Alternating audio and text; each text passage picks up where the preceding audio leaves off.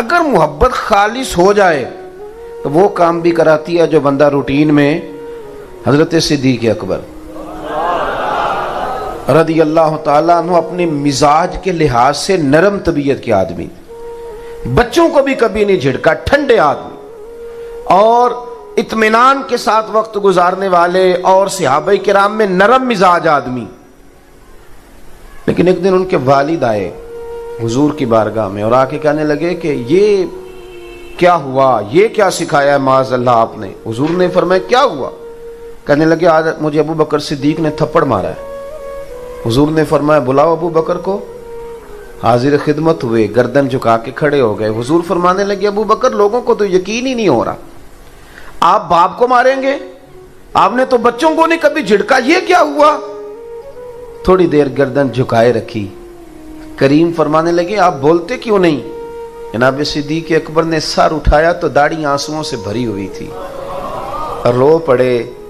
کہنے لگے یا رسول اللہ میرے ابا سے کہیں یہ خنجر اٹھائیں اور میری گردن کاٹ دیں، میں سی بھی نہیں کروں گا، پر حضور ان سے کہہ دیں یہ آپ کی شان میں کوئی بات نہ کریں، ان سے یہ کہہ دیں سونیا یہ میری مجبوری سمجھیں، میں سارا کچھ سہ لیتا ہوں پر مدینے والے کی کوئی بے ادبی کرے مجھ سے سہا ہی نہیں جاتا.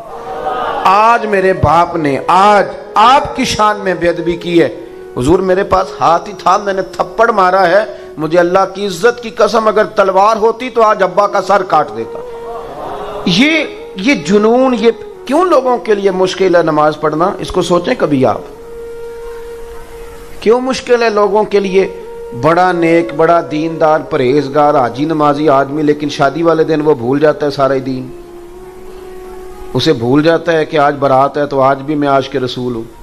ناراض ہو گئے ہو؟ اللہ آپ کو خوش رکھے، ہو بھی جاؤ گے تو کوئی مسئلہ نہیں، اس لیے کہ میں صحیح بات کر رہا ہوں. او بھائی دیکھیں نا، کسی بندے کے نیک نمازی ہونے کا پتہ تو تب چلے گا جب اس کے بیٹے کا بیاہ ہوگا، جب اس کے گھر میں ولیمہ ہوگا، جب کسی کا انتقال ہوگا، اب پتہ چلے گا یہ کتنا نیک ہے. محفل میلاد میں تو میری طرح سارے نیک ہوتے ہیں. اس میں تو جس سیاستدان نے کبھی ٹوپی نہیں پہنی وہ بھی جب اترتا ہے تو کسی سے ادھاری لے کے پہن لیتا ہے. یہاں تو سب ٹھیک ہو جاتا ہے، یہاں کا تو مسئلہ ہی نہیں. مسئلہ تو تب بنے گا کہ جب ہم اپنے گھر کے اندر بھی رسول اللہ کی محبت کو نافذ کریں گے، جب ہمارا رواں رواں حضور سے پیار کرے گا، لب و لہجہ اور ہماری باطن کی توجہ بھی حضور کی جانب ہوگی.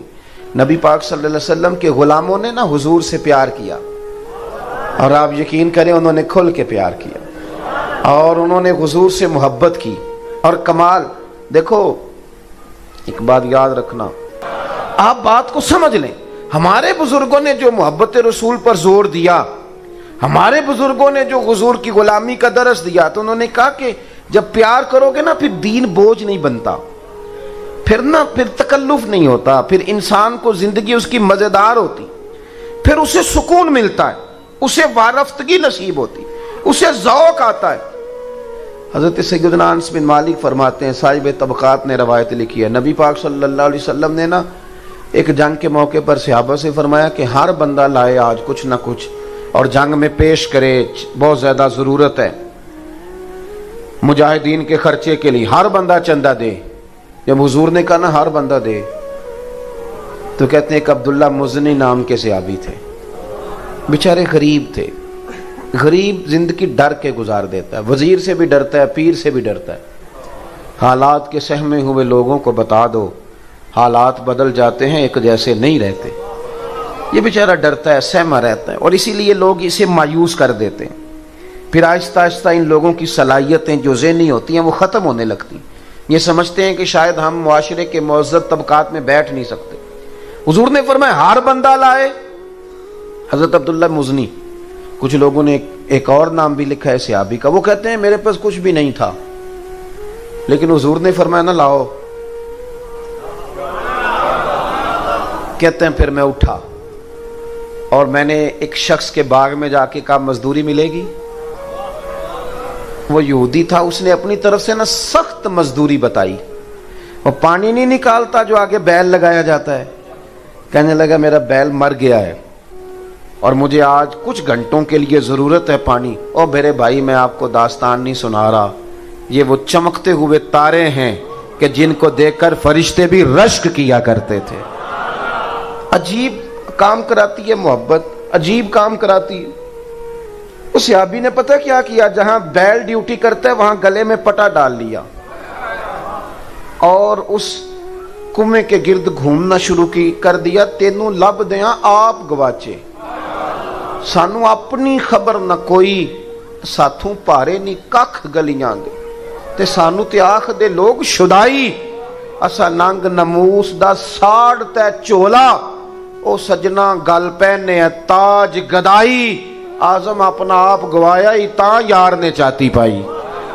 فرماتے میں وہاں گھومتا رہا, آخر انسان تھا, نازک وجود تھا, تھوڑا جسم پھٹ گیا اور چند کلو کھجوریں مجھے مزدوری میں ملی اور میں نے انہیں پلو سے باندھا اور سارے رستے روتا بھی تھا اور سوچتا بھی تھا کہ جہاں عثمان غنی جیسے لوگوں نے ڈھیر دیے ہوں گے, عبد الرحمن ابن عوف جیسے لوگوں نے ڈھیر دیے ہوں گے, وہاں میرا یہ چند کلو کھجوروں کا نذرانہ کیا کرے گا. کہتے ہیں قربان جاؤں, روتا سسکتا پہلے گھر گیا, کچھ تھوڑا خون لگ گیا تھا, وہ کپڑے بدلے اور پھر وہ لے کے نا بارگاہ ناز میں, کہتے میں پہلے بھی جاتا تھا, آج لوگوں میں نے رنگ ذرا نرالا دیکھا. جب میں دروازے رسول پہ گیا تو میرا چہرہ دیکھ کے مدینے والے اٹھ کے کھڑے ہو گئے اور فرماتے ہیں کھجوریں پکڑانے سے پہلے حضور نے دونوں بازو کھولے یوں کر, اور جب میں کریم کے گلے کے ساتھ لگا تو تھوڑی سی میں نے ہائے کی, تو میرے نبی پاک صلی اللہ علیہ وسلم نے فرمایا یہ کھجوریں ادھر لا نا. کہتے ہیں وہ کھجوریں چند کلو تھی اور مسجد نبی میں مال کا ڈھیر لگا ہوا تھا. حضور نے وہ کھجوریں اٹھائیں, سارے مال پر بکھیر دی اور حضور فرمانے لگے غم نہ کرنا, جتنا یہ سارا ڈھیر دینے والوں کو اجر دے گا نا میرا رب, اتنا تجھے اکیلے کو میرا اللہ اجر عطا فرمائے گا, اتنا تجھے اکیلے کو رب کریم اجر. محبت مصطفیٰ میں نا رچ بس گئے وہ لوگ, یعنی جس رستے حضور نے چلایا وہ چل دیے. حضرت عمر فاروق رضی اللہ تعالی کہتے ہیں میری ایک کنیزہ تھی, وہ کلمہ پڑھ گئی, مسلمان ہو گئی, تو حضرت عمر کہتے ہیں میں اسے الٹا لٹکاتا تھا, ڈنڈوں سے مارتا تھا, اتنا مارتا تھا, اتنا مارتا تھا کہ میں تھک جاتا. فرماتے ہیں پھر میں پانی منگاتا, پانی پی کے میں تازہ دم ہوتا, پھر مارنا شروع کرتا. میں اسے بڑا ہی مارتا, مجھے رحم نہ آتا. وہی جناب عمر تھے, پھر خود نبی پاک کا کلمہ پڑھ گئے, صلی اللہ, پڑھیے درود شریف, صلی اللہ, حضور کا نام جب بھی سنے درود شریف پڑھا کریں, صلی اللہ علیہ. حضرت عمر فاروق فرماتے ہیں پھر میں کلمہ پڑھ گیا. عمر بڑے سخت آدمی, کنیز نے کلمہ پڑھا تو ڈنڈوں سے مارتے, پھر خود کلمہ پڑھ گئے. پھر ایک دن حضرت عمر فاروق رضی اللہ تعالی, رات کا وقت تھا, ایک گلی سے گزر رہے, بچوں کے رونے کی آواز آ رہی. علامہ ابن سرین نے لکھا ہے بچوں کے رونے کی آواز آئی. حضرت عمر کہنے لگے غلام سے پتہ کرو بات کیا ہے. معلوم ہوا, دروازے پہ دستک دی, اندر سے عورت بولی کون ہے؟ کہا بہن ہم گزر رہے تھے گلی سے, تیرے بچے رو رہے ہیں, کیا بات ہے؟ کہنے لگی جاؤ دوڑو, تمہیں کیوں بتائیں؟ کہا نہیں بتاؤ تو صحیح, باجرہ کیا ہے؟ تو بہن کہنے لگی میں بیوہ عورت ہوں, 3 چھوٹے چھوٹے بچے ہیں, کل سے کھانا کوئی نہیں ہمارے پاس, 2 دن تو بچوں نے کھجور سرکے پہ گزارا کر لیا, آج میں نے نا روڑے ڈال کے پانی میں چولہے پہ چڑھا دیا. فاقہ بڑی مصیبت ہے, سب روگاں دا روگ محمد جس دا نام غریبی, ایک کنڈ بلا کے لنگ جان دینی دوست یار قریبی, اور میری غربت نے کیا مجھ کو زمانے میں بدنام, تیری دولت نے تیرے عیب چھپا رکھے. بڑا مشکل وقت ہوتا ہے, ہم لوگ تو خیال نہیں نہ کرتے, ہمیں نہیں پرواہ کہ ہمارے دائیں بائیں کون تکلیف میں. کسی کا کوئی مر جائے تو لوگ جا کے کہتے ہیں کوئی حکم ہو تو بتانا, بھئی زندے کی تو نے خبر ہی نہیں لی, اب کیا فائدہ, مر گیا تو جا کے کہہ رہے. حضرت عمر فاروق سے وہ خاتون غلام سے کہنے لگی میں نے روڑے ڈال کے نا روڑے چولہے پہ چڑھا دیے تاکہ بچے سمجھے روٹی پک رہی ہے, تو اس انتظار میں بچے سو جائیں, پر یہ بھوک بڑی ظالم ہے, نیند بھی نہیں آنے دیتی. پیٹ خالی ہو تو نیند بھی نہیں آتی. کہنے لگی سحری ہونے کو ہے. تو حضرت سیدنا عمر فاروق کا وہ خادم کہنے لگا بہن تو نے کسی کو بتایا نہیں؟ کہنے لگی میں کیوں بتاؤں، عمر نے میری خبر ہی نہیں لی. تھوڑا ہی وقت ہے، جب قبر میں جاؤں گی نا تو سب سے پہلے عمر کی شکایت کروں گی نبی پاک کی بارگاہ میں. سب سے پہلے عمر کی شکایت. میری خبر ہی نہیں لی. یہاں ہمارے حکمران کہتے ہمیں پتہ ہی نہیں چلا کون مر گیا، اتنے لوگ قتل ہو گئے پتہ ہی نہیں چلا. نہ ادھر ادھر کی تو بات کر، یہ بتا کہ قافلہ کیوں لٹا. مجھے رہزنوں سے غرض نہیں، تیری راہبری کا سوال ہے. حضرت عمر فاروق نے جب سنا تو دوڑے گئے، کھانا لائے، کچا سامان لائے، کھانا پانی کا، دالیں سمجھ لیں، سبزی سمجھ لیں، گوشت سمجھ لیں، لائے. حضرت عمر کبھی چولہے کے قریب نہیں گئے تھے، پر اس دن خود آگ جلائی دوبارہ سے، پھر اوپر کھانا رکھا. خادم کہنے لگا حضور میں نہ پکا دوں. فرمایا چپ کر، اس کو پتہ نہ چل جائے کہ میں کون ہوں. الزام میرے اوپر ہے نا، ذمہ داری میری ہے تو میں ہی پکاؤں گا. غلام کہتا ہے حضرت عمر جب پھوکے مارتے نا چولہے میں تو ان کی داڑھی سے دھواں نکلتا تو میں دیکھتا. کہتے پہلے انہوں نے کھانا پکایا، پھر عمر نے روٹیاں پکائی. ادھر دیکھو میری طرف، حضرت عمر نے روٹیاں پکائی. فرماتے ہیں جب روٹیاں پکا رہے تھے تو ہاتھ ان کے جل رہے. پھر حضرت عمر نے روٹیاں پکا کے، وہ عورت دور بیٹھی ہے، پھر وہ روٹیاں دسترخوان پہ سجا کے بچوں کو کھلائی.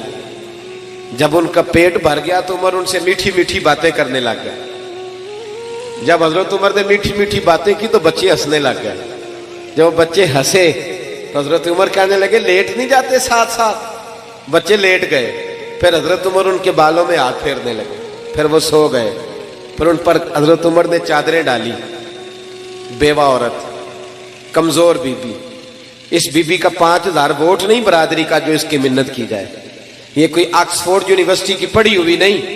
پر حضرت عمر آ کے پیروں میں بیٹھ گئے. کہنے لگے بہن تیرے بچے راضی ہو گئے؟ کہنے لگی ہاں. خوش ہو گئی ہو؟ ہاں. کہنے لگے یہ کئی توڑے اناج بھی میں نے رکھ دیا کئی مہینے کا، اور تیرا پورا خرچہ بھی اٹھا لیا جائے گا. اس طرح کر، عمر کو معاف کر دے. عمر بھول گیا تھا.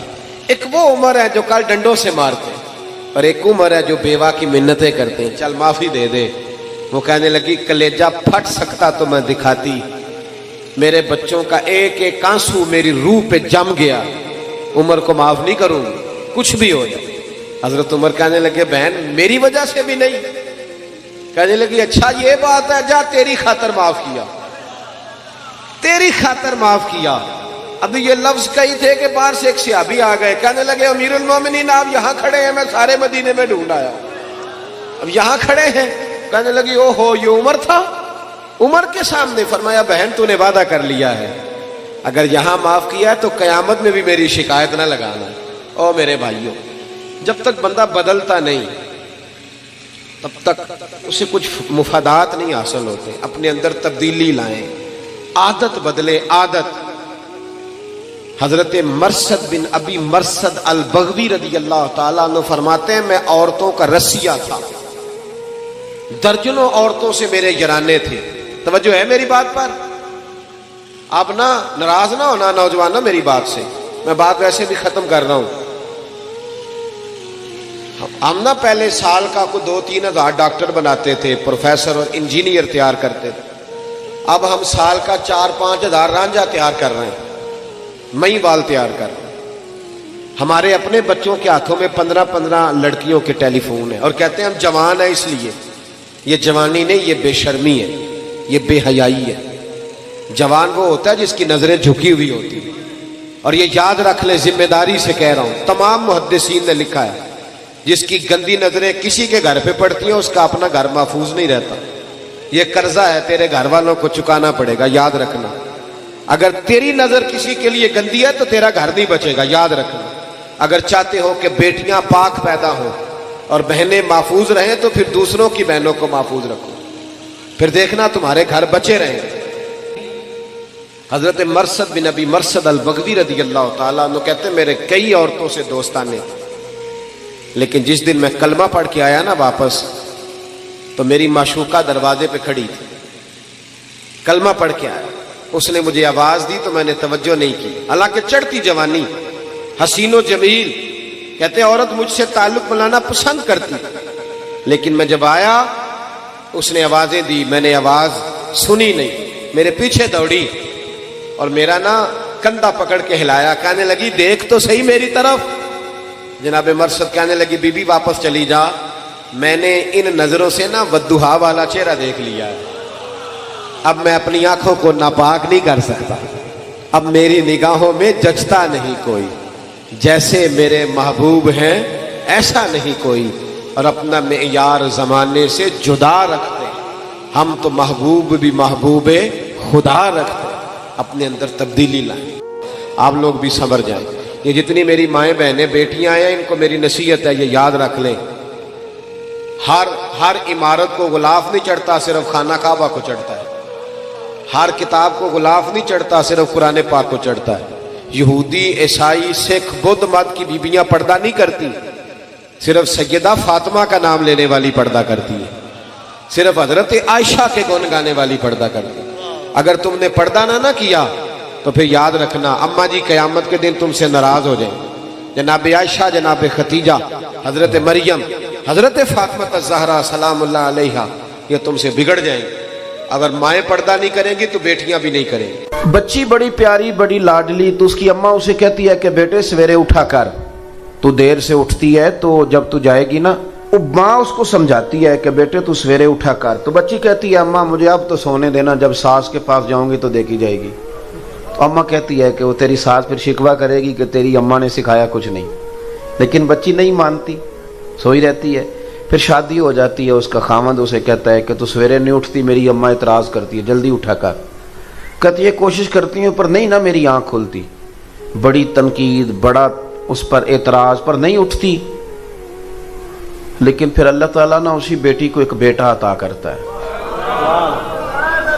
وہ جو سویرے فجر کے وقت 6 بجے بھی نہیں نہ اٹھتی تھی، اس کا بیٹا رات کو وہ اٹھتی بھی، اور پھر جب اٹھتی تھی 6 بجے تو پھر بھی وہ گھنٹہ لگاتی واش روم جانے میں، تیاری کرنے میں، اٹھتی ہے تو پھر بھی بڑی سست ہے، لیکن اسی بیٹی کو اللہ نے ایک بیٹا دیا جو سویرے نہیں اٹھتی تھی، اس بیٹے نے نا 2:30 بجے رات کو ہلکی سی سی کی ہے، صرف سی ہلکی سی، پورا رویا بھی نہیں، پتہ ہی نہیں چلا کب باورچی خانے میں چلی گئی اور دودھ ڈال کے بھی لے آئی ہے۔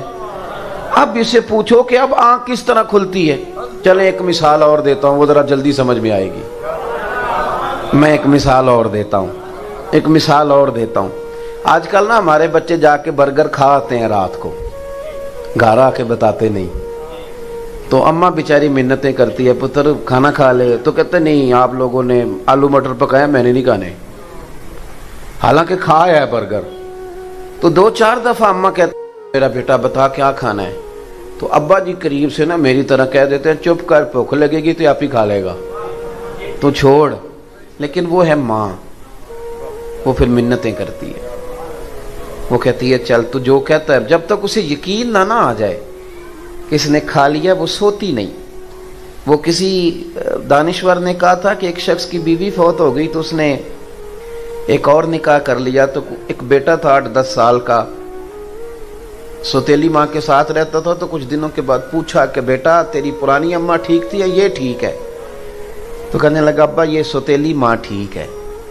اس نے کہا وہ کیوں؟ کہنے لگا وہ پرانی جو سگی اماں تھی وہ جھوٹ بڑے بولتی تھی، یہ سچ بولتی ہے۔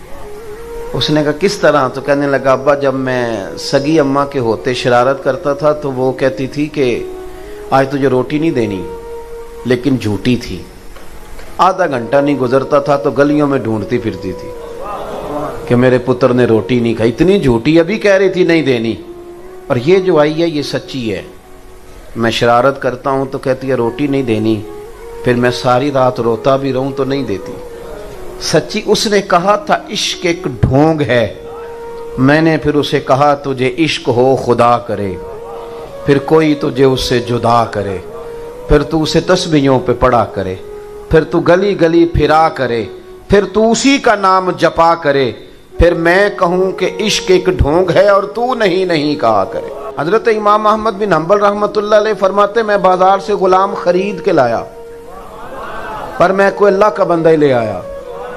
کہتے ہیں ابھی تعارف ہی ہو رہا تھا، ضروری نہیں کہ بہت اعلیٰ شعر پر ہی وجد ہو، بندہ صاحب حال ہونا چاہیے. وہ تو ویسے گزر جائے تو بندے کو کیف حاصل ہو جاتا ہے. بندہ صاحب حال ہونا چاہیے. فرماتے ہیں وہ آیا پہلے دن گھر میں بیٹھا تو میں نے اس سے پوچھا تیرا نام کیا ہے؟ کہنے لگا حضور غلاموں کا نام نہیں ہوتا, آپ کسی اور کو بھی بلائیں گے تو میں سمجھوں گا مجھے ہی بلا رہے ہیں. میں نے اس سے کہا کہ تو کھائے گا کیا؟ کہنے لگا حضور غلاموں کے نخرے نہیں ہوتے, جو بچ گیا نا لقمہ وہ انشاءاللہ میں کھا لوں گا. فرماتے مجھے وجد ہو گیا, میں نے اس کو کہا کہ کوئی کمرہ پسند کر لے, تو کہنے لگا حضور غلاموں کی چاہت نہیں ہوتی, غلام حکم مانتے ہیں. آپ فرمانے لگے وہ اپنی بات کر رہا تھا, مجھے سرور آیا اور میں رونے لگا. میں نے اسے سینے سے لگایا, میں نے کہا تو میرا غلام ہے تو میں بھی تو کسی کا غلام ہوں نا. حضرت بابا بلے شاہ صاحب رحمۃ اللہ علیہ فرمایا کرتے تھے کہ ہم مالک ہوتے ہیں کتے کے, کتا رکھتے ہیں گھر میں, ایک روٹی اسے ڈالتے ہیں اور اس کی ڈیوٹی کتنی ہے کہ وہ ساری رات جاگتا ہے.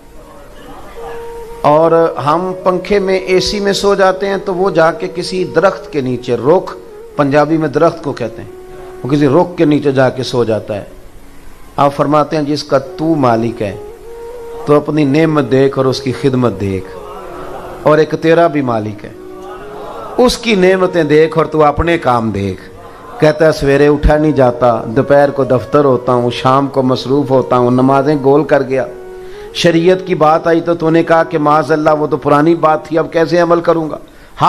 حضرت بابا صاحب فرمانے لگے تو راتی جاگیں شیخ صدا میں, راتی جاگ دے کتے تیتھوں اتے, ایک برکی دا قدر پچھانن, پاویں مالک ہوں ون ستے تیتھوں اتے, او رکھا سکھا کھا دنے جا رکھاں وچ ستے تیتھوں اتے. اٹھ بلیا چل یار منا لے نہیں تے بازی لے گئے نہیں کتے. اٹھ بلیا چل یار منا لے نہیں تے پھر تے بازی لے گئے. ان لوگوں نے نا حضور کے غلاموں نے حضور کی غلامی کی. رش اور صحیح بخاری کے یہ لفظ ہیں, یہ پڑھنے بڑے ضروری ہیں, اور یہ تواتر کے ساتھ آپ کو ہر کتب احادیث میں سے ہر کتاب میں یہ روایت آپ کو ملے گی. عروہ بن مسعود ثقفی کہنے لگے جا کے قریش سے مسلمانوں سے کبھی جنگ نہ کرنا. تو چونکہ ڈبیٹ ہو رہی تھی آپس میں, انہوں نے اگلا ناہ امر بھی تیار کرنا تھا, ایک میٹنگ میں بیٹھے تھے.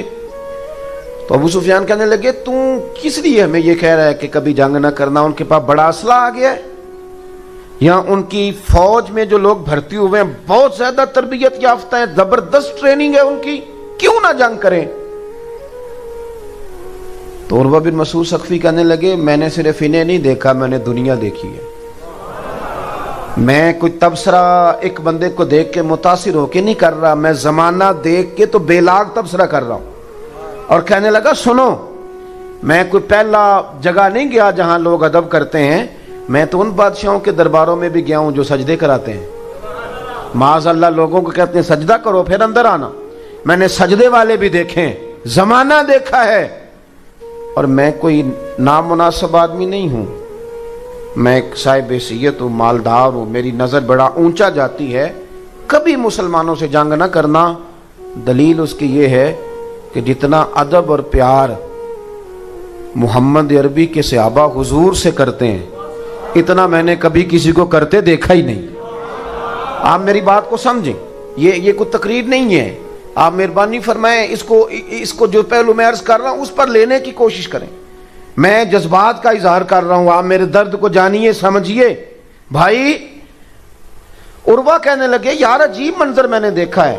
ماں ناک صاف کرتی ہے نا بچے کا, ماں تو وہ یوں ناک سے ریٹھ نکالتی ہے تو ادھر منہ کر کے پھینکتی, ماں سگی اماں. اور یہاں میں نے عجیب نظارہ دیکھا ہے کہ نبی پاک نے ناک سے ریٹھ نکالی ہے, اور ماڑا بندہ نہیں, عبد الرحمن ابن عوف جیسا عرب پتی آدمی اور سیاںا بندہ اور مالدار آدمی, حضور نے ریٹھ نکالی ہے تو انہوں نے اپنے ہاتھوں پہ لے لی ہے اور اپنے چہرے پہ مال لی ہے.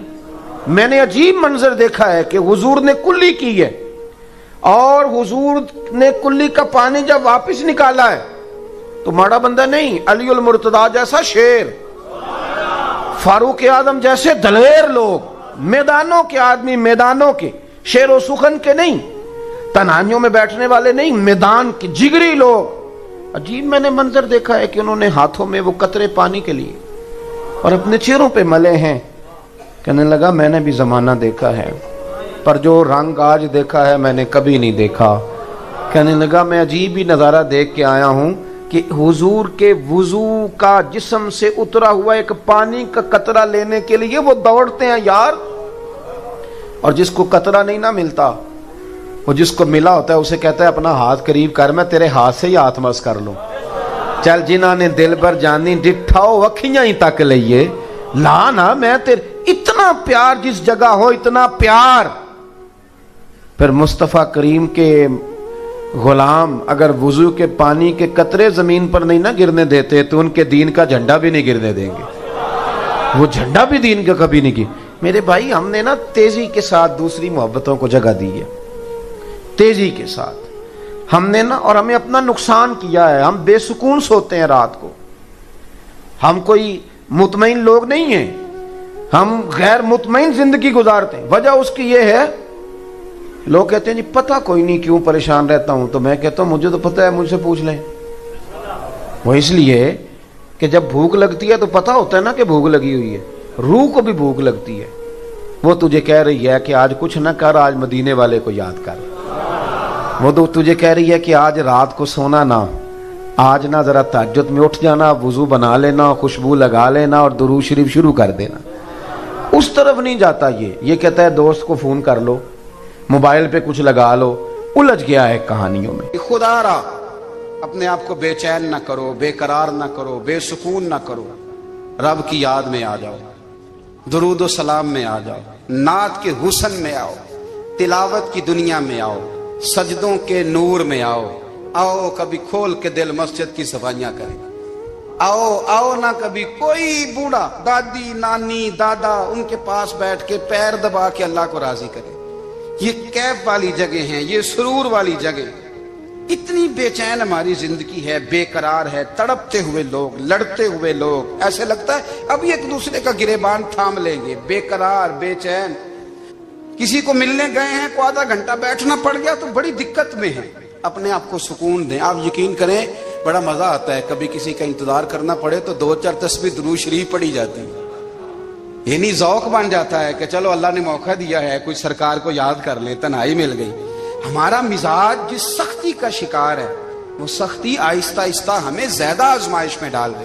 तो मेरे भाई जिंदगी में इत्मीनान हुस्न है, और वो सबसे ज्यादा अल्लाह की याद में मिलता है, वो सबसे ज्यादा रब करीम के जिक्र में। सबसे ज्यादा जो चाहता है ना दिल ठंडा रहे, जुबान मीठी रहे, वो मदीने वाले महबूब पे दुरूद व सलाम पढ़ा करे, वो हुजूर पे दुरूद व सलाम पढ़ा करे, जुबान मीठी रहेगी। मेरा जाती तजर्बा है कि जो आदमी अपने अखलाक संवारना चाहे वो हुजूर पे दुरूद शरीफ पढ़े। जो अपने अखलाक संवारना चाहे, तबीयत को ठंडा रखना चाहे, वो दुरूद शरीफ पढ़े, उसका दिल सुकून में आएगा। अल्लाह ताला के हुजूर दुआ है मालिक करीम हमें सही मानों में शरीयत इस्लामिया की तालीमात पर अमल की तौफीक अता फरमाए। आखिर दावा या अनिल हम्दुलिल्लाहि रब्बिल आलमीन।